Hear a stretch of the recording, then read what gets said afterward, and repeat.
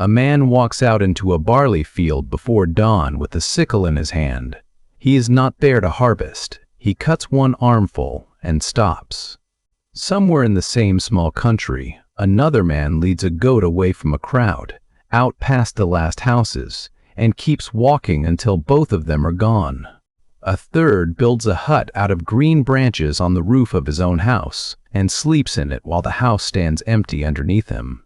None of this grew up on its own. None of it is full custom. Every one of these acts is on a schedule, and the schedule is written down. Leviticus chapter 23. One chapter in the book that almost everybody quits, holding the entire sacred year of Israel in order from the opening day to the closing one. And the first thing to say about it is that the English word printed on the page is quietly misleading us. We call them feasts. The Hebrew word underneath is not about feasting at all. It is a word about being expected somewhere. So here is what this video does. Every appointment in Leviticus 23 in the chapter's own order with no reshuffling. What was physically done at each one. The object, the action, the thing you would actually have stood there and watched. And what the text itself says it was for, kept carefully apart from what later readers decided it was for. That gap is where most of the confusion lives, and along the way something odd surfaces. The appointments pile into the start of the year and then into the autumn, and between those two piles the calendar goes silent for months. That silence has a reason. It is not a mystery, and it is not a gap in the record. We reach it early, because everything else depends on it. Leviticus 23 opens with God speaking to Moses, and the sentence that follows sets the terms for everything after it. Speak to the people of Israel, it says, and tell them about these. And then comes the word, Moedim. The singular is moed. It does not mean festival. It means an appointed time, an appointed place, a meeting arranged in advance. The root behind it means to meet or to appoint. The same word sits inside the name of the tent where God met Moses, the tent of meeting. In the King James Bible, that single Hebrew word gets rendered congregation far more often than it ever gets rendered feast. So these are not celebrations Israel invented and God approved afterwards. The chapter calls them my appointed feasts. His, not theirs. The dates are not proposals, and each one is to be proclaimed as a holy convocation, a called assembly, a summons that goes out and gathers people in. Put those together and the picture changes. This is not a religious festival calendar. It is a diary of appointments somebody else has already written in, which means the right question at each one is not what did they celebrate, it is who was expected, where, and doing what. Hold that question. Now, the shape of the year. Before we walk the list, look at where these appointments actually land. 4 of them cluster in the first month of the sacred calendar and the weeks immediately following it. 3 of them cluster in the 7th month. And between those 2 clusters, the long middle of the year holds nothing at all. The popular explanation is that the gap is symbolic. A hidden interval, a hinge between 2 ages. The chapter gives a plainer one, and it gives it out loud, twice. When you come into the land and reap its harvest, it says, bring a sheaf. That is what triggers the spring cluster. And when you have gathered in the produce of the land, it says later, keep the autumn feast. That is what triggers the other one. The appointments are pinned to reaping. They happen when there is grain in your hands, because the whole system runs on what the ground has just done. And in that climate, the ground does it twice. Barley comes in first, in the spring. It is the earliest grain of the year. Exodus lets us watch the difference. When the hail falls on Egypt, the flax and the barley are struck down. The reason given is that the barley was already in the ear. The wheat and the emmer survive because they were late in coming up. So the spring cluster sits on the barley, the counted feast after it on the wheat, and the autumn cluster on the ingathering. Everything else off the trees and vines. The silence in between is not a hole in the calendar. It is summer. It is the crop standing in the field doing the only thing it can do, which is the single most useful fact in this whole subject. The sacred year of Israel is an agricultural year that has been given a memory. Everything ahead of us is that double life. Each appointment does two jobs at once, one in the field and one in the story. Hold both, and Leviticus 23 stops being a list of holidays. It becomes a working farm with a liturgy laid over the top of it. The list itself begins somewhere nobody expects. Before any annual date, before any month is named, the chapter puts the seventh day. 6 days shall work be done, but on the seventh day is a Sabbath of solemn rest, a holy convocation. You shall do no work. That is not a preface. The Sabbath is inside the list, counted as one of the appointed times, standing first in line, which tells you what kind of calendar this is. It does not run on the sun or the seasons alone. It runs on counting, and it is the only appointment with no date at all. It cannot have one. It arrives every seventh day forever, indifferent to the month. The chapter also says where it is kept. In all your dwelling places, not at a sanctuary, at home. Then the chapter names a month, and the sacred year properly begins. In the first month, on the 14th day of the month at twilight, is the Lord's Passover. Notice what is missing. No convocation is commanded here. No assembly is called. Passover, in this chapter, is a single line. For what actually happens, you go back to Exodus, where the instructions are given while Israel is still inside Egypt. The animal is chosen ahead of time. It is taken into the household on the 10th of that same month and kept there. It must be without blemish, a male a year old, taken from the sheep or from the goats.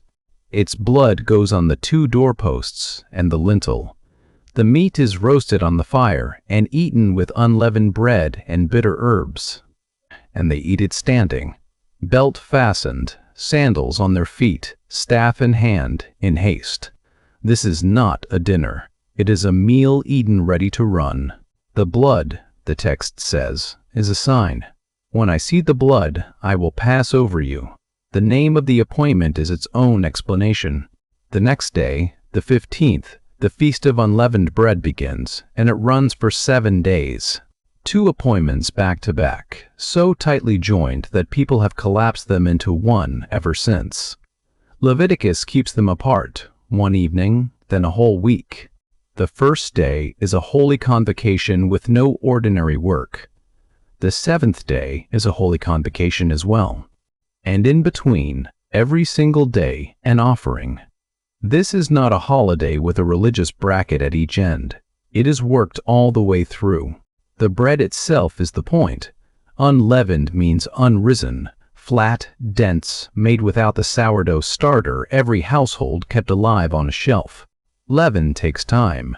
You feed it and you wait for it. Bread made without it is bread made by people who had no time, which is exactly what Exodus describes.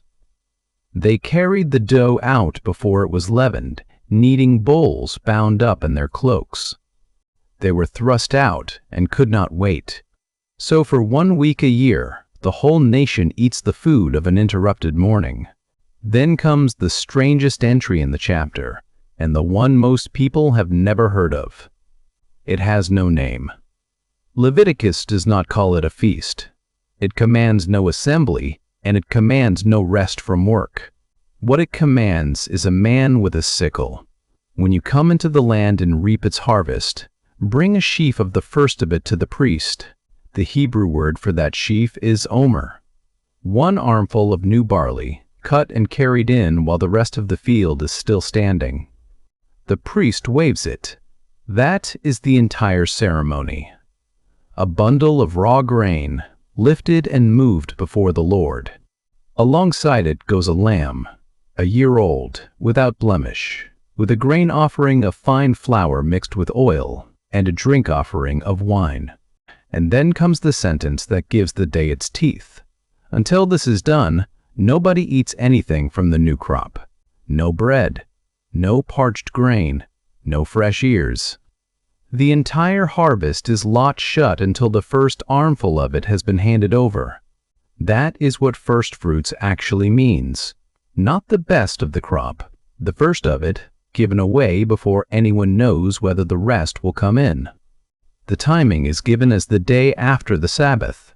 4 words, and they have been argued over for something like 2,000 years. We will come back to them, because the next appointment has no date at all. What it has instead is a sum. From the day that sheaf is waved, you start counting.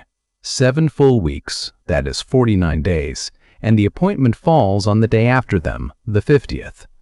Hence its Greek name. Pentecost simply means 50th. In Hebrew, it is Shavuot, weeks named after the counting itself. Nothing about it is fixed to a month. It floats, tied to a bundle of barley cut at the start of the count. And what gets brought is the opposite of what started that count. Not a sheaf this time. Bread. 2 loaves from your dwellings, baked with leaven, deliberately, in a chapter that has just spent a week banning the stuff. This is risen bread, ordinary bread, the bread you actually eat. Because the barley sheaf was raw and untouched, and this is what a harvest becomes once human hands have finished working on it. With the loaves go lambs, a bull, rams, and a goat for a sin offering. It is the largest offering list attached to any single day in the chapter. A holy convocation is proclaimed, no ordinary work. And then the chapter does something unexpected in the middle of a festival law. It turns to farming ethics. Do not reap your field right up to its edge. Do not gather the gleanings after your harvest. Leave them for the poor and for the sojourner. That command sits inside the feast of the wheat harvest, not beside it. Now the argument I promised you. The day after the Sabbath. Which Sabbath? One reading takes it as the ordinary weekly Sabbath falling inside the festival week. On that reading, the sheaf is waved on a Sunday, and the count always ends on one. The other reading takes that Sabbath to mean the festival rest day itself, whatever weekday it lands on. So the sheaf and the counted feast both fall on fixed dates. Sadducees and Samaritans took the first. The Pharisees took the second, and rabbinic practice has followed them ever since. Karaite Jews still keep the first. It is not a small disagreement. It is a calendar anchored to weekdays against a calendar anchored to dates, and both sides are reading the same 4 words. And then the chapter stops. The barley is in, the wheat is in, and the next thing Leviticus 23 mentions is a month far away. Nothing is appointed through the whole dry middle of the year. Grapes swell, olives fill, figs ripen, and nobody is summoned anywhere. The calendar resumes only when there is something to gather. In the 7th month, on the first day of the month, you shall observe a day of solemn rest, a holy convocation. What kind of day exactly is where the English goes loose. Most Bibles say a memorial of blowing of trumpets. Open the Hebrew, and there is no trumpet in the verse. There is one noun, teruah. Teruah means a blast, a shout, a loud, ragged noise. Neither of the Hebrew words for a horn appears anywhere in the line. The instrument was supplied by translators, and it is a fair inference. Horns are how ancient Israel made that kind of noise. But the verse names only the sound. The other word is just as interesting, zikaron. A memorial, a reminder. The day is a reminder built out of noise. A reminder of what? Leviticus never says. No harvest is named, no event out of Egypt recalled. This is the one appointment with no stated reason attached to it. A shout goes up at the head of the 7th month, and the chapter simply moves on. Later, Judaism filled that silence and made the day the head of the year, Rosh Hashanah. That name is not in Leviticus. 9 days after the shout comes the heaviest day in the whole calendar. On the 10th day of that same 7th month is the Day of Atonement, a holy convocation and a command that appears nowhere else on the list. You shall afflict yourselves. Every other appointment in the chapter involves eating something. This one involves the opposite. The chapter is unusually severe about it. Anyone who does not afflict himself is cut off. Anyone who works is destroyed. For what happened inside the sanctuary, you go back a few chapters to Leviticus 16, and the ritual described there is unlike anything else in the Bible. 2 goats are brought forward. Lots are cast over them. One lot falls to the Lord. The other falls to Azazel. The first goat is killed. The second is kept alive, and everything now depends on what is done with it. The high priest lays both hands on its head and confesses over it all the iniquities, all the transgressions, all the sins of the people. Then a man appointed for the task leads it out of the camp into the wilderness and lets it go. The text says the goat bears all their iniquities on itself to a remote area. It is not destroyed. It is removed, locked out of the story alive. That is where our word scapegoat comes from, and the original is stranger than the way we use it. Nobody is blaming the goat.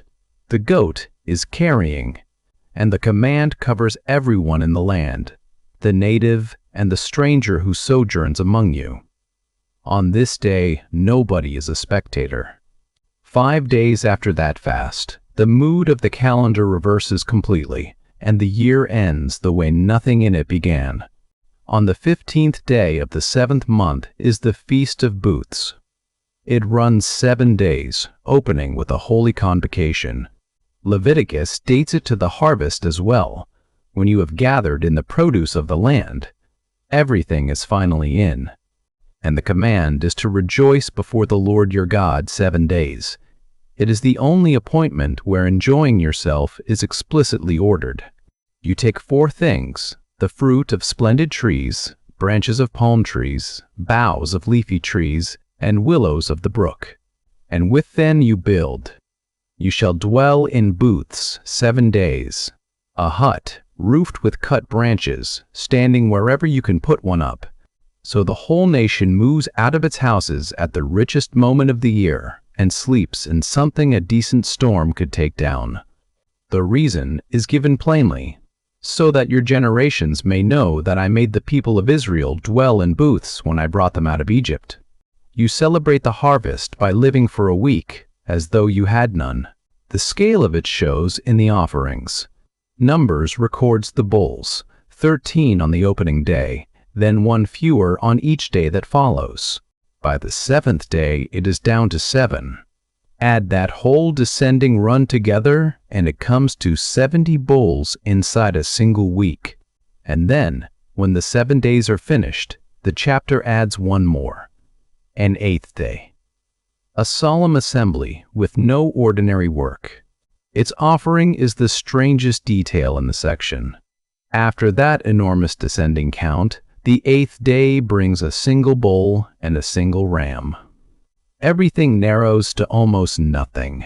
The crowd has gone home, and the chapter closes with Moses declaring the appointed feasts to the people of Israel. So, the New Testament. And here we have to be careful, because 2 different things are going on and they get blended together constantly.